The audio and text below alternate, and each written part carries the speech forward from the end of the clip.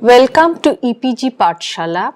This is your module on The Sound and the Fury, a novel written by William Faulkner. I am Shormila Mujumdar, Associate Professor, Department of English, University of Kalyani, West Bengal. William Faulkner is probably the most important writer from the American South. He is one of the most popular literary figures in American literature. He comes from the American South and the best known chronicler of life in the South. He is sometimes called the American Shakespeare. He created a fictional setting called Yaknapatawpha County, which is the backdrop of most of his writings. William Faulkner was mainly a poet-novelist who has won Pulitzer Prize twice and 2 National Book Awards as well. He won Nobel Prize for Literature in 1949. His most celebrated novels are The Sound and the Fury, As I Lay Dying, and Light in August. All contemplate the history and cultural ethos of the American South. He is primarily known for writing short stories and novels, but he extends his art of writing in other genres like play, poetry, essays, and screenplays. Lawrence Thompson, in his book William Faulkner, An Introduction and Interpretation, writes that Faulkner's literary career from 1926 to 1962 produced 50 poems, 90 short stories, 17 novels, and a 3-act drama in which his literary genius found expression. Childhood memories and the tales heard from his African American servants proved to be an infinite source of his creations. His works also encompassed post-war anguish, depression, ennui, along with the predatory injustices and inhumanities of Reconstruction era. We have to go back to American history a little bit. If you remember, the American Civil War was fought between the Union Army and the Confederate Army. The Union Army representing the northern states of the United States of America, and Confederate Army representing the southern slave-owning states of America. And the issue central to this Civil War was abolition of slavery, which was rampant in the South.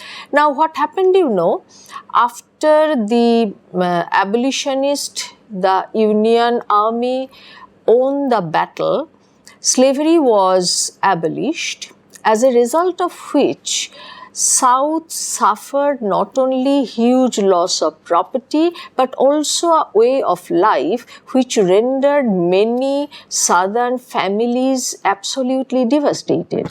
And William Faulkner himself comes from such a family, and he chronicled in most of his works, his short stories and novels, the predicament of these landowning South families who lost their holdings after the Civil War. His most celebrated novels, such as The Sound and the Fury, 1929, As I Lay Dying, 1930, Light in August, 1932, and Absalom, 1936, deserve to be mentioned here. Faulkner was also a prolific writer of short stories like A Rose for Emily, Red Leaves, That Evening Sun, and Dry September, etc. According to Cartiganer, the driving forces of Faulknerian fiction are linguistic, generic, social, economic, political, cultural, moral. Richard C. Morland asserts that Faulkner's writing unsettles prevailing assumptions about time, space, language, loss, the self, the family, gender, culture, and history. A recent review article by John E. Bassett, William Faulkner, an annotated bibliography of criticism since 1988, according to Laurie Watkins Fulton, seems to point out the overall trend of Faulknerian criticism, which encompasses such broad areas as race, class, gender, realism, modernism, postmodernism, feminism, post-structuralism, rhetorical and ideological theories, and cultural studies. Now you see, Faulkner was a great experimenter, and in his novels he has experimented with the form of the novel, and he is probably the first American novelist. Well, if we consider Henry James is definitely a precursor to it.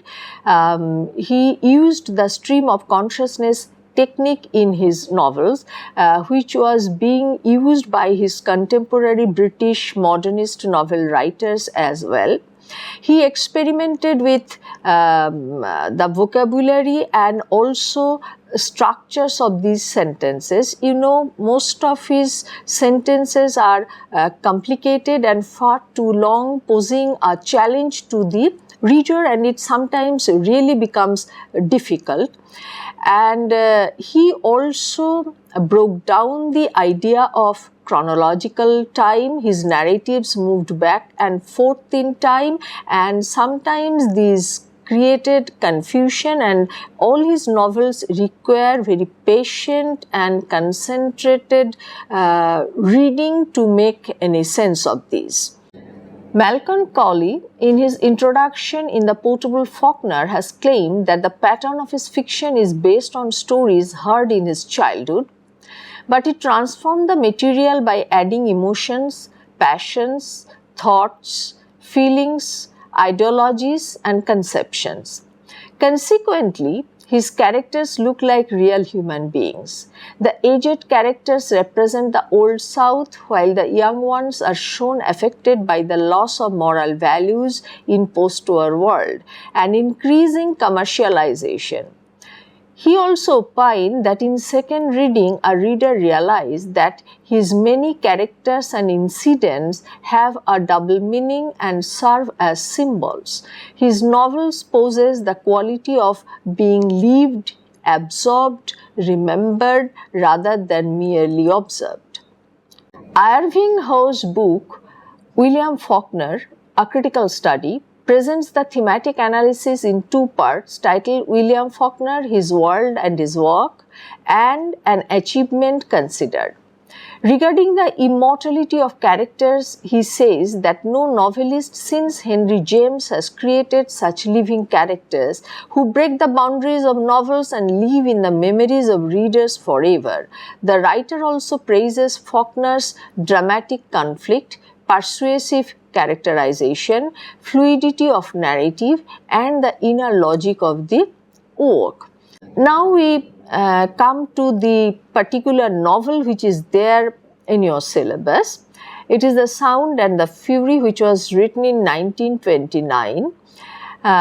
It's a novel which did not attract much attention immediately after it was published. This is the novel in which Faulkner used the stream of consciousness technique, something you have been told over and over again in the previous modules, that this is a technique which was kind of initiated by William James, the elder brother of the novelist Henry James, in a book called The Principles of Psychology. And this is a technique which was adopted by modernist British writers such as James Joyce and Virginia Woolf, Dorothy Richardson, etc. The Sound and the Fury is a novel written by the American author William Faulkner. The Sound and the Fury was published in the year 1929, and it is one of his best novels. The author adopts different kinds of narrative styles, including the technique popularly known as stream of consciousness, coined by William James in 1890 in his The Principles of Psychology.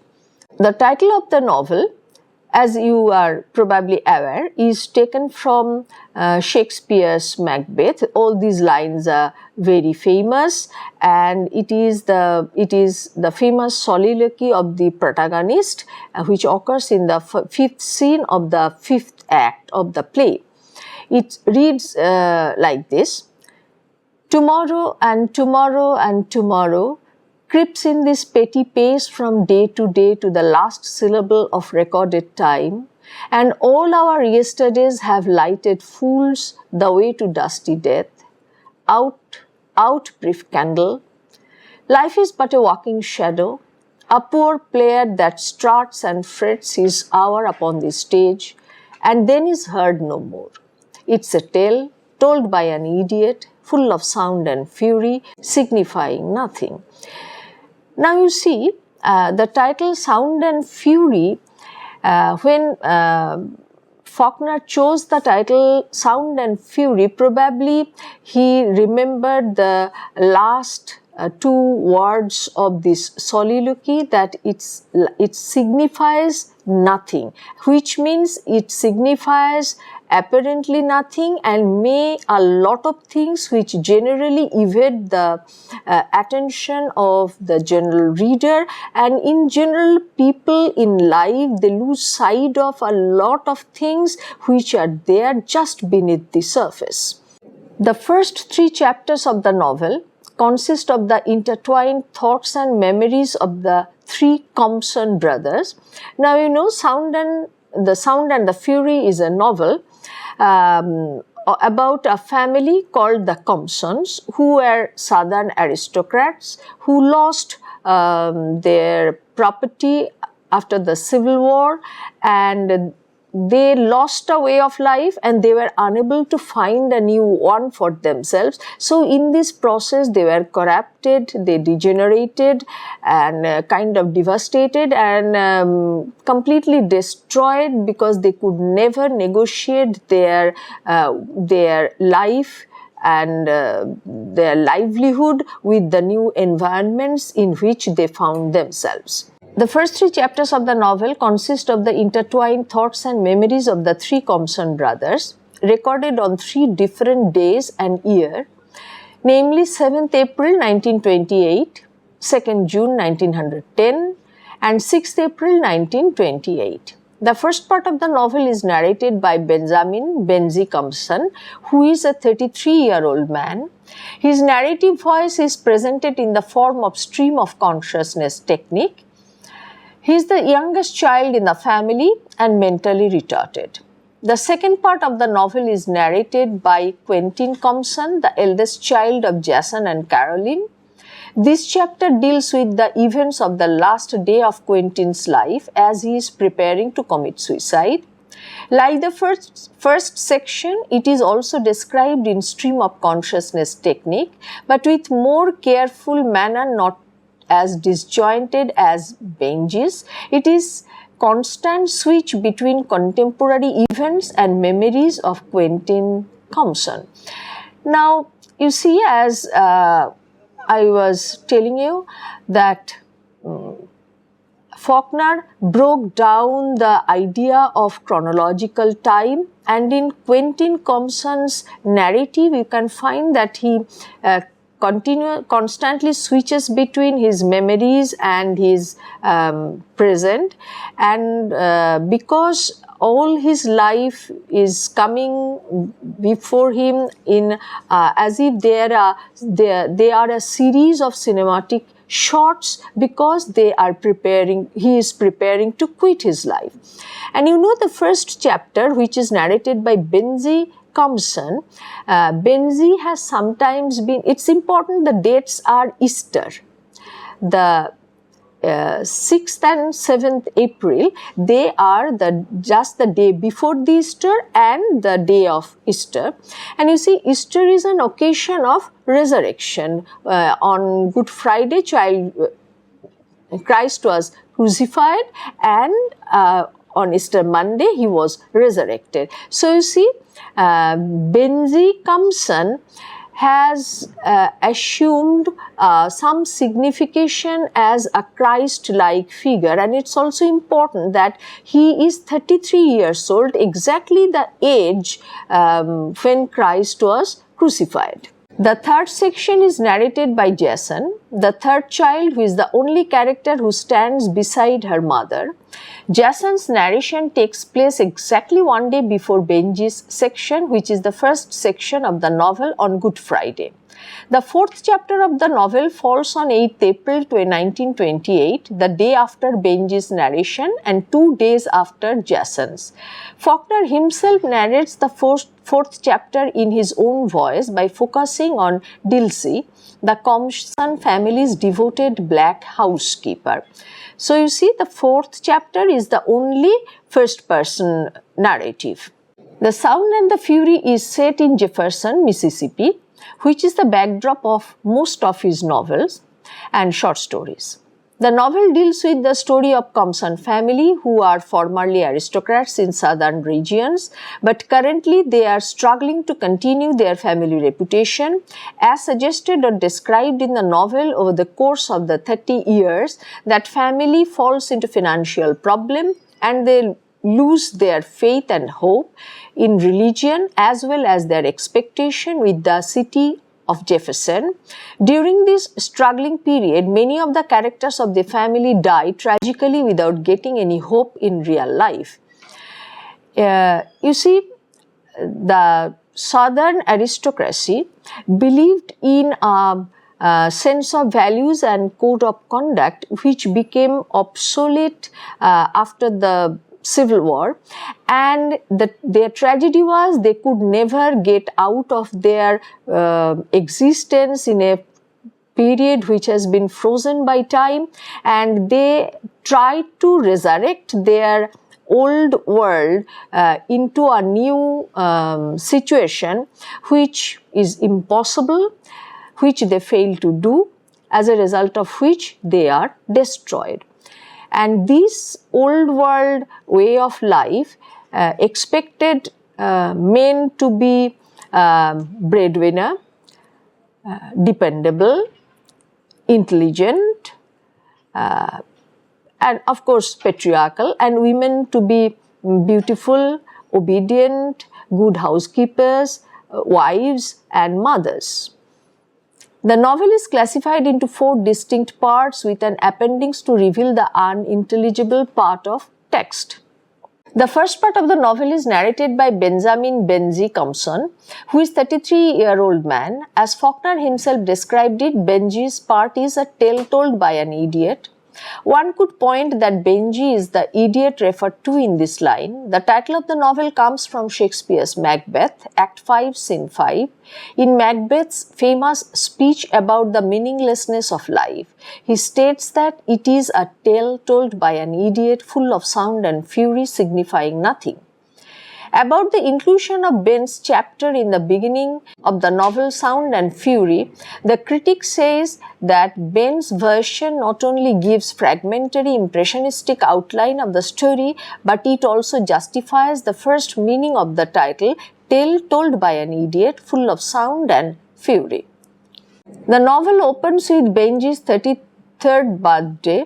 He is not able to help his family much because of his physical illness. The only characters who concern him are Caddy, his elder sister, and Dilsey, a Negro servant in the Compson family. The time period that has been spanned in this chapter is between 1898 and 1928. In this section, one can observe the 3 emotional attachments of Benji: fire, the golf course, and his sister Caddy. He has to experience the shocking incidents like divorce of Caddy because her child was not her husband's, and the selling his favorite field to a local golf club in order to provide Quentin's further education at Harvard. Other crucial incidents that took place in this chapter are Benji's change of name from Murray after his uncle in 1900 upon the discovery of his disability, and the divorce of Caddy, who is very dear to Benji. The second part of the novel is narrated by Quentin Compson. Quentin Compson is the eldest child of Jason and Caroline, and the day he commits suicide, then he describes the second part just before committing suicide. He is the most intelligent and disturbed children in the family. We can find in him best example of Faulkner's stream of consciousness narrative technique in the novel. This entire chapter is told from within Quentin's voice on the day that he commits suicide. He is so much tormented by the memories of Caddy's promiscuity and the desire of marrying another man to avoid the shame of a bastard child, completely shatters his faith in moral values. Through the portrayal of Quentin, Faulkner emphasizes the importance of time and memory in Quentin's world through the frequent appearance of clocks and watches. You see, clocks and watches are important symbols in the novel, and Faulkner's scheme of breaking down chronological time and accommodating the narrative in different chronological period is ably supported by his use of the symbols of clocks and watches. The third section is narrated by Jason, the third child, who is the only character who stands beside her mother. Jason's narration takes place exactly one day before Benji's section, which is the first section of the novel on Good Friday, the day Christ was crucified. Faulkner introduced the character of Jason from his first sentence. Once a bitch, always a bitch, what I say. He is very sadistic and bitter man who only thinks about money and single-minded person in the family. He became the guardian of the family after his father's death. In the beginning, Herbert Head had promised to give Jason a job at his bank, but rescinded that offer when he discovered Caddy because of a illegitimate affair with another man and divorced her. This abjuration left Jason no choice but to work at the farm supply store. He bitterly behaved with his sister Caddy and even did not stop himself in blackmailing her. So you see, there is one child who is psychologically retarded, the eldest one commits suicide, and the youngest one is burdened with the responsibility of running the family, but he is an embittered man, a frustrated man, and so you see the way the family is disintegrating, and this is the way most of the southern aristocratic families disintegrated. The fourth section of the novel is the shortest one, narrated by Faulkner himself. The most important character in this section is Dilsey, the Compson family's devoted black housekeeper. The Compson family undergoes a lot of problems and suffering. Dilsey is only character who can bring peace and order in the family in spite of so much sound and fury.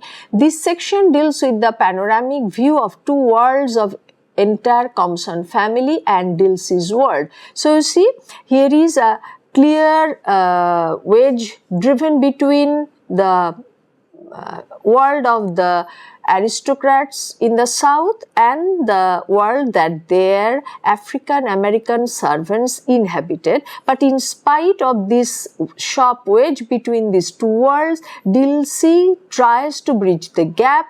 She tries to help the Compson family. She is really fond of them. She has been abused by them, but still she believes that it is her duty to serve her masters. So see how the vestige of the slave owning era continues even after the slaves have been freed and the family left its cotton plantation to come over to Yakna country, the imaginary place which is actually Jefferson, Mississippi, and they also cannot come out of their world. So is Dilsey. She also doesn't come out of her world. She still believes that she has to look after the family. She is trying to make an order and peace in the chaos of family with her utmost efforts. In this context of the novel, Jason wakes in the morning and discovers that Miss Quentin has run away and stolen all his money that was stolen by him from her only. He cannot complain to the police because of his own problem. So he decided to follow her in other cities. The Sound and the Fury ends with the symbolic end of the Compson family's downfall, but also suggests at the possibility of resurrection or renewal. Significantly, this last chapter occurs on the eve of Easter Sunday, the day of Christ's resurrection, and thereby pass on a powerful symbol of salvation and hope. The appendix part is later included in the novel to be published in the name of the portable Faulkner. Sometimes this appendix is regarded as the fifth part of the novel. In the appendix, the author represents the whole history lineage of Compson family and their fortune after the novel. The appendix closes with an accounting of the Negro family who worked with loyalty as servants of the Compson's family. The comment of Dilsey as "I need the beginning and now I see the ending" at the end of the novel suggests her presence since the beginning to end. In this context, Dilsey's presence can be felt everywhere in the novel. Dilsey's entry, the final in the appendix, consists of two words: "they endured." So it suggests her conviction and faith in Southern values. So now we come to the important characters of the novel. The first is Jason Compson III, or Mr. Compson. He is the father and head of the Compson family. By profession, he is a lawyer who attended the University of the South. He is an intellectual and well-educated person. He dies because of his alcoholism in 1912. He is very cynical and detached man who believes that life is essentially without meaning, and that is why he can do little to his family's tragic downfall. So, in a way, Jason Compson embodies the condition of Southern aristocracy. They are completely disillusioned and they have become insensitive to the needs of their family. They have become irresponsible, and all these things has only hastened their tragic downfall. Next comes Caroline Boscombe Compson. Mrs. Caroline Compson has not shown as a proper mother in the novel. She never takes care of her children except Jason. She has no sense at all of a mother figure. She is responsible to a large extent for the downfall of her family. She becomes an abusive hypochondriac in her old age. So, Mrs. Compson has been shown as a self-centered woman who indulges in self-pity. She is utterly irresponsible, doesn't take care of her children, and finally becomes an hypochondriac in her old age. If you know the meaning of the word hypochondriac, it means that she imagines diseases and is obsessed with the idea that she is very ill. Quentin Compson, he is the eldest child of Jason and Caroline. The second part of the novel is narrated by him. He suffers from his mother's indifferent attitude and substitutes his sister's love for his mother's. He is passionate and neurotic. He commits suicide because of the influence of his father's nihilistic philosophy and his inability to cope with his sister's sexual promiscuity in her teenage. He has romantic views about purity and virginity, and that is why he cannot endure the memories of Caddy's promiscuity and the desire of marrying another man to avoid the shame of a bastard child.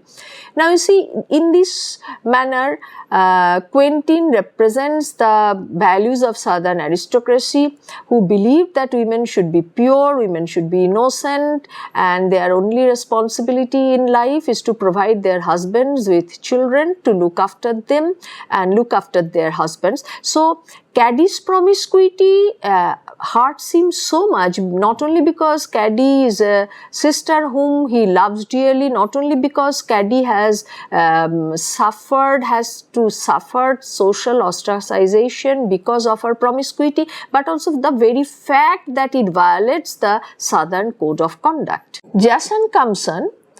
Jason is the third child who is the only character who stands beside her mother. He is very sadistic and bitter man who only thinks about money and the single-minded person in the family. He became the guardian of the family after his father's death. In the beginning, Herbert Head had promised to give Jason a job at his bank, but rescinded that offer when he divorced Caddy because of her illegitimate affair with another man. This abjuration left Jason with no choice but to work at the farm supply store. He bitterly behaved with his sister Caddy and even did not stop in blackmailing her. Dulcie Gibson is the servant of the Compson family. She is the only selfless and kind individual in the novel. She cares for all the children in the Compson family as if they are her own children. She is the only character who supports the family all through the novel from beginning to the end. And you see, Dulcie Gibson is the only person in the novel who is capable of loving, who has human emotions and who has her heart in the right place, because all the other characters, they are deviating from what is considered to be normal behavior, but Dulcie Gibson, who is an Afro-American servant of the family, strictly conforms to the expected norms of behavior. There are several themes in the novel. The first is time, memory and the past. Faulkner deals with the concept of time, memory and past in a unique way, as if they are interwoven together. The characters are unable to forget the glorious past and move into the modern world of chaos and disorder. So, this is the central theme of the novel, time, memory and past, because it's about a southern family which is representative of so many other southern families who are frozen in time, who are continuously going back to their memories, who try to live in the past, and that's why they cannot adjust themselves to the new situation to which they found themselves after the Civil War. Decline and corruption of Southern aristocratic values. The theme of decline and corruption of Southern aristocratic values are poignantly represented through depiction of Compson family. They have lost the Southern aristocratic values of love and faith. Words and language. The story of The Sound and the Fury is not conveyed through the voice of the author through any single narrative. He has used 4 different voices, highlighting the subjectivity of each narrative in an unconventional way, as if they were unable to convey the meaning in absolute form.